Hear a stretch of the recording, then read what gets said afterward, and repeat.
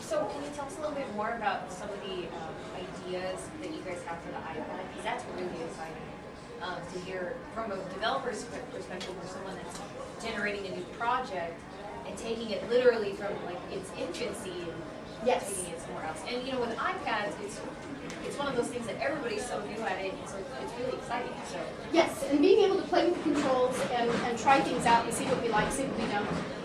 What we envision for the iPad is that in our city guide, the part where we have attractions, instead of just having a single picture of the Natural History Museum with a little description of it, their website, their phone number, their hours, when you click on that picture, you're going to go to a complete photo album. When you enter the section for that museum, you may have a walking tour where you can have video and audio that talk about different displays that are within that museum, so that you can actually independently walk around and look at things. I've already made a contract with the Balloon Museum, and they want a walking tour for their museum. And people can rent iPads from the museum because people that go to the Balloon Museum often want to do it independently. And so, you know, when you're at one of the Double Eagle balloons, you may see news footage of when that actually landed somewhere. When you're in front of a different display, you may see video of, like they have something up now that's Children of War Voices for Peace, about the children that helped build bombs during World War II. They have interviews with some of those people that are now adults. You'll be able to see those things on the iPad as you're walking through the museum. That's some of the kind of content that we're looking at and adding for the attractions. As far as what businesses can expect from a business listing, of some of the capability that you'll be able to do if you decide to, you know, add on and do other things, you can add video, you can add advertisements that you already have running on television. You can have it linked to your website, and because it's such a bigger screen, your website looks so much better on it than it does on a mobile phone. And you can have walking tours of homes. If you were selling homes, you can actually have some of that video that will play right on the iPad as long as it's not flashed. And how many people have downloaded ABQ Synerque? We're looking at about 1,000 downloads since January. We get about 1,000 eyeballs a month.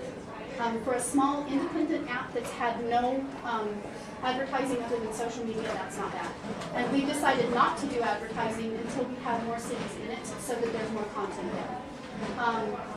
We have the trends of it. We have very complex analytics. People use it. The biggest, believe it or not, the biggest night, Sunday night. Our app is used massively on Sunday night. Yes? Does anyone know how many iPhones have actually been purchased in the city? In the city, no, they will not release those demographics. When I used to work at the Journal, they said, I think there's 800 or 8,000 iPhones for every 10,000 people per capita. So there's like a rough estimate number that's out there. I just don't remember what that ratio was. But the thing you have to remember is that iPhone apps also work on iPod Touch, which is massive among the youth. And it also now works on the iPad, which tends to be your higher income, more mobile, upwardly mobile consumer.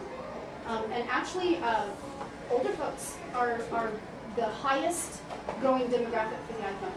The people who travel a lot, they want to have, and they're using that because it's simpler to use. They understand the process a little bit better. Yes? So within your app, when you're searching for something, yes. Do you organize it like according to how close they are to you? Or do you do it alphabetically? We have several different types of searches within the app depending on what you're looking for. Like under restaurants, we have some very sophisticated search features. You can go by neighborhood in Albuquerque. So if you're looking for somewhere in Nob Hill, you can search and it will go searching Nob Hill even if you're living on the west side. So does that arrange recording like alphabetically? Or would it be more lucrative to pay a little bit more than $30 and just remain like higher up?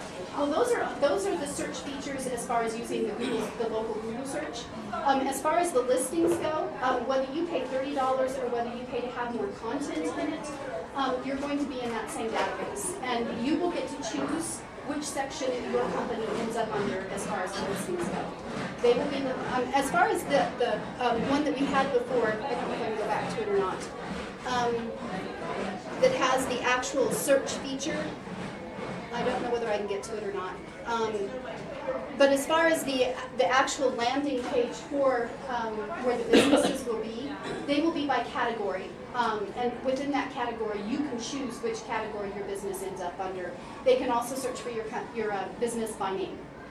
So it will be by category or by name, or you can say what businesses are around you. One of the things that we will also be adding is augmented reality, where you can actually hold the phone up and it will tell you what businesses are around you by just how you're holding your phone. And eventually we will also have promotions that way, where you'll be able to hold it this way and it may tell you that Kohl's over there has something, and when you move over this way, then it's going to tell you Walmart has something different in it.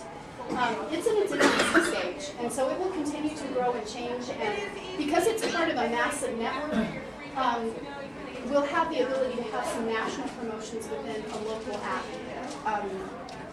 once that part has been developed. And the app is free. That's the one thing that we make sure of, is that anybody with an iPod Touch, iPad, or iPhone can download it free. Yes? What would you feel doing as far as like promoting the app itself, besides the iTunes ecosystem? How would you... The iTunes ecosystem is just... it's like That was being my lost way in to the jungle. wasteland. You could raise a flag and no one would see you. We have used social media exclusively to promote the app. Eventually what we will be doing is doing a full blast across all different media types through television, newspaper, radio, magazine. We will make sure, and who knows, we may even put our logo on the side of a bus. So we're on top of the bus. There aren't that many high rises though. But when you get to New York. Yes, exactly. We'll have Santa Fe and Taos. We're in the middle of compiling the data for those. They will be in the app within the next few weeks. We will also be adding Rio Rancho and spreading out. But once we have that business model defined, we will be moving into all of the middle markets within the U.S. We're not going for New York. We're not going for L.A. We're not going for any of those because they have a mass of things already out there available. But the middle markets like St. Louis, Oklahoma City, Colorado Springs, nobody's done guides for those. And people that have an iPhone, in those cities, they're still saying, where's the stupid post office? And we can actually find the stupid post office faster through our app than you can through Google.